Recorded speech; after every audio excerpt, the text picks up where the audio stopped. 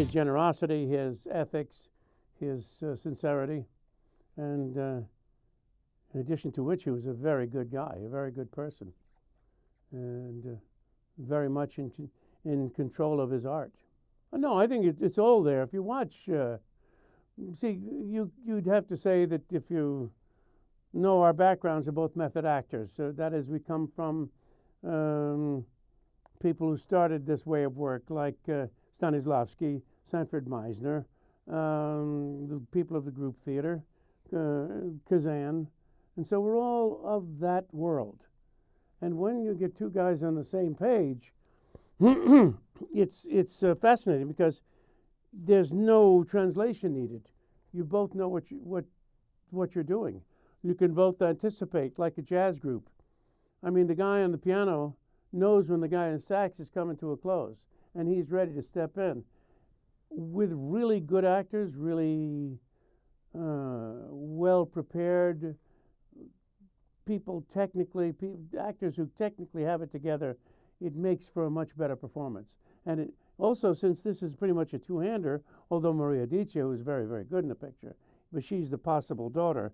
One of us is her father, and that's part of what the picture's about.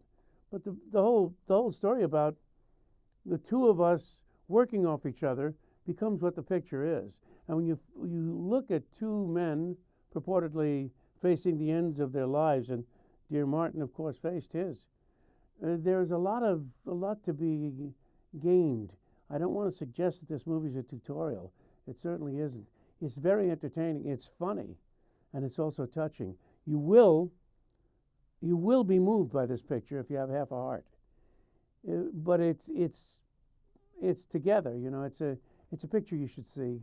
It's a picture that shows something about people in the advanced ages who have a great deal to contribute in terms of what they are as people, in terms of their wisdom, and their place on the planet. And most pictures do not do that. Most movies do not show us that. And that's one of the reasons I wanted to do it, because this picture shows us that and gives us the opportunity to do that.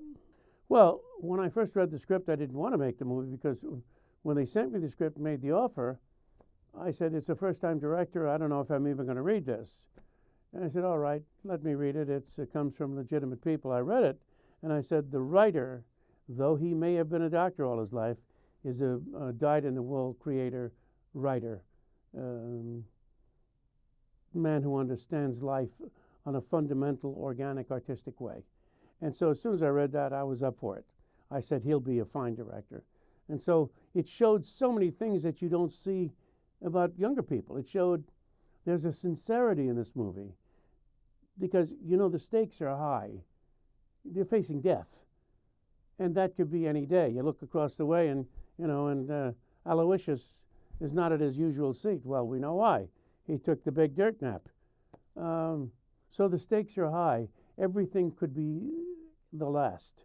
Everything could be the end.